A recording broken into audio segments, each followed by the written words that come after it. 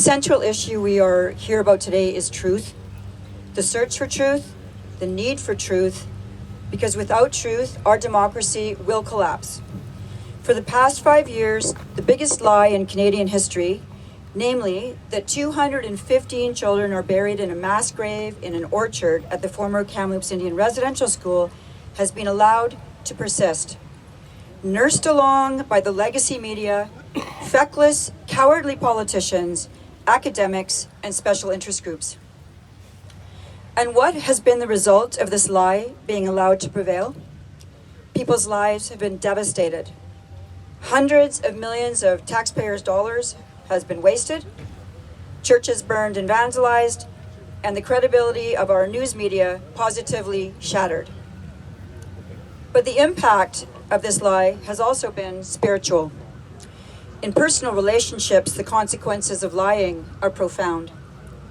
Studies have shown that people who have been in relationships where there has been lying suffer decreased self-esteem, a loss of sense of trust and stability, and the development of a feeling of disorientation, of something being fundamentally off. So what does a lie of the magnitude of the Kamloops 215 do to the psychology of a nation? Well, let us start from the precept that a lie, whether big or small, is essentially evil. The battle line between good and evil runs through the heart of every man and woman. The burden of a lie that is the size of the K215 is being felt in every heart of the people of this country, those who know about the lie and those who don't know about the lie.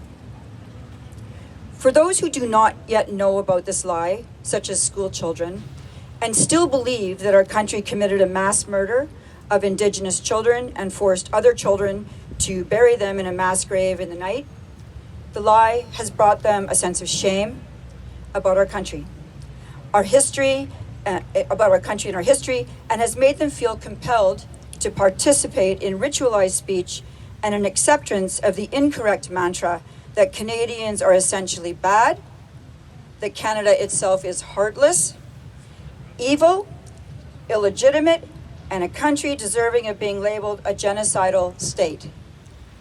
In this very legislative building, as earlier pointed out by the amazing Lindsay Shepherd, in the main rotunda of this building here is a prominently featured framed orange shirt in a child's size that pays tribute to this lie.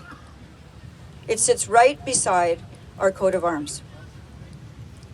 And for those who know that there have been no bodies found at the former Kamloops Indian Residential School, the impact has been the complete loss of trust in the official powers of this once great nation. These people watch as year after year, this lie is continued and supported publicly, both through official speech and official silence. And with each repetition of the lie, these people lose faith in our very institutions and become as equally demoralized as those who still believe in the lie. They ask themselves, if our government will not speak on the truth on a situation like this, where the facts and clarity are easily available, what else lurks at our nation's core? What else are we being lied to about? What other truths are being kept from us? Why should any of us participate lawfully and honestly in the activities and institutions of this country when our leaders themselves do not seem to care about the truth, allowing secrecy and lies to literally run amok? But even more fundamentally, people feel like they are going crazy when the truth, the objective truth, is not easily and openly spoken. And you may also be wondering why this lie ever started in the first place.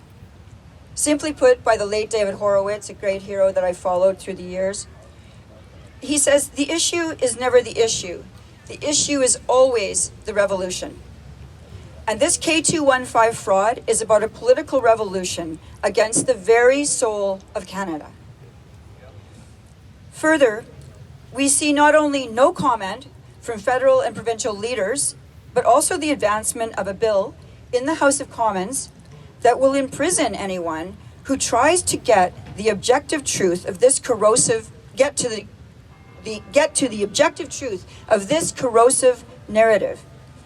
And in this, we will have literally become an Orwellian state where lies are truth and 2 + 2 = 5. So we must proclaim our determination to get the truth on this story. We must reject the unreality that has been forced upon us for the last 5 years, reject its nothingness, and label it what it is: evil. I ask you to join me in demanding that the Prime Minister of Canada order an immediate securing and excavation of this site and commence the journey back to truth in this country. Canadians are suffocating in the lies. Thank you. We must demand the truth so that the real healing can begin by both Indigenous and non-Indigenous. On the eve of his exile, famous Soviet dissident Alexander Solzhenitsyn wrote an essay entitled "Live Not by Lies." It was a stark call to moral courage. In this essay, Solzhenitsyn insists that the most radical act that a citizen can perform in a system of deceit is to refuse to carry the lie further. We must not be advocates for error and untruth. You must not sign, chant, publish, or perform what contradicts your conscience. You need not become a professional dissident or a revolutionary. You can simply step aside from the theater, withdraw from everyday acts of assent to this madness. Yeah. Yes. By declining to echo a lie, you reclaim your moral agency.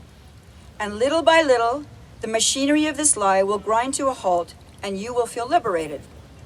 As Solzhenitsyn so famously proclaimed, one drop of truth can outweigh an ocean of lies. Thank you very much for listening.